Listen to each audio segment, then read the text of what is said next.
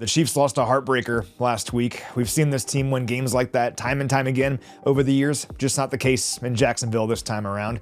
But you learn from it, you move on, and what better time to get back on track than against maybe the best team in football right now in the Detroit Lions.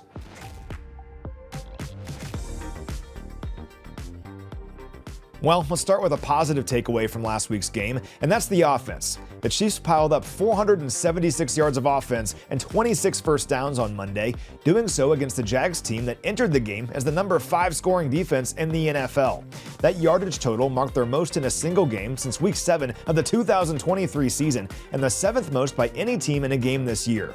Patrick Mahomes recorded 378 yards of total offense in the game, the 4th most by a player in a single game this year, and his most in a game in nearly 2 seasons. He spread the ball all over the place. 7 different players recorded double-digit receiving yards against Jacksonville. And as a team, the Chiefs racked up 10 plays that picked up at least 15 yards, their most in a game since 2023. That's all great. So why did the Chiefs lose on Monday night? Well, the 13 penalties are part of that answer. That marked the Chiefs' most penalties in a single game since that crazy game against the Rams way back in 2018. For more context, the Chiefs didn't have a single game last year with more than 10 penalties.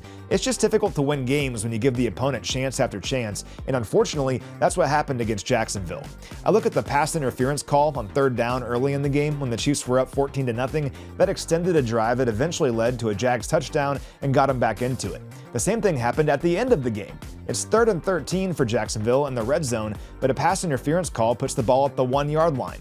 That's not Chiefs football, and they'll need to clean that up this week in a matchup against one of the league's most fundamentally sound teams in the Detroit Lions. And let's start with their offense, which leads the league in scoring right now at 34.8 points per game. And that's despite posting just 13 points in Week 1 against Green Bay. They've scored at least 34 points in every game since then, averaging more than 40 points per game in that span. They have weapons everywhere too, but it really begins with their two-headed monster at running back in David Montgomery and Jahmyr Gibbs. The Lions are 2nd in the NFL in rushing attempts this year with 152, and those carries are split right down the middle. Gibbs has 70, while Montgomery has 61. They've combined for 635 rushing yards between them. That's an average of 4.8 yards per carry. The Lions are the only team in the NFL right now with multiple 300-yard rushers, and the Chiefs will need to slow both of them down on Sunday night. Now, the good news is Kansas City has been pretty good against opposing running backs this year. Nobody, individually speaking, has topped 100 rushing yards against them in a game this season. And they held Travis Etienne, who entered last week's game, 3rd in the NFL in rushing, to only 49 yards on 12 attempts. We'll need a similar effort against both Montgomery and Gibbs on Sunday. And it's been done before. I mentioned that game against the Packers where the Lions only scored 13 points. Well, Green Bay held Gibbs and Montgomery to a combined 44 yards in that one. So, easier said than done, but it's possible, and the Chiefs will need to slow both of them down on Sunday because when the Lions are running the ball well, it sets up what I think is the most efficient passing game in the league. Jared Goff leads the NFL in completion percentage right now at 75%, and he's done so while averaging 8.2 yards per attempt. That's an impressive combination. And he has weapons everywhere. Sam Laporta is one of the better tight ends in football. Jamison Williams can stretch the field, but Amon-Ra St. Brown is the guy you gotta circle on every single snap.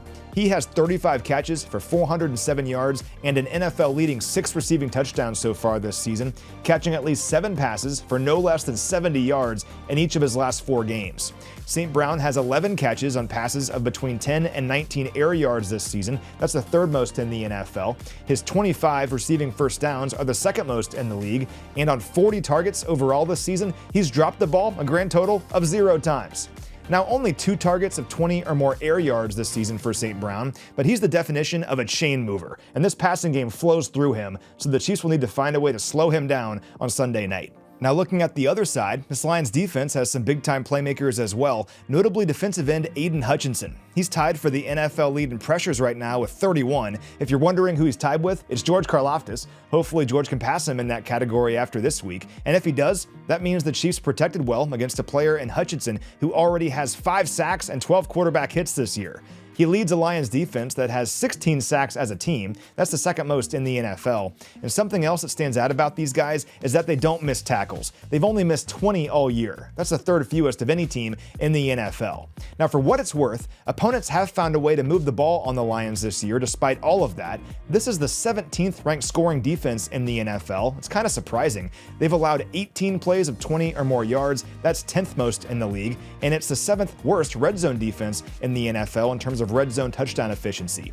Now, part of that is the fact that Detroit has faced 57 opponent possessions this year. That's tied for the second most of any team in the league. The Chiefs will need to make the most of every possession on Sunday, and based on what we've seen over the last few weeks, I have full confidence that they can. It's also worth noting that the Lions will be without two starters in their secondary on Sunday, in Terrion Arnold and DJ Reed. Those are two impact players, and the Chiefs will need to take advantage. It's also critical that the Chiefs protect the football against these guys. I used the word opportunistic to describe the Jags last week, and the Lions are very similar in that regard. They've forced 9 takeaways this season, the third most in the NFL, and following those, they've scored 41 points. The Lions are way too talented on offense to be giving them short fields, and they almost always take advantage of it. In fact, dating back to the beginning of the 2023 season, Detroit is 19-0 when they win the turnover margin. Only Buffalo has more such wins in that span.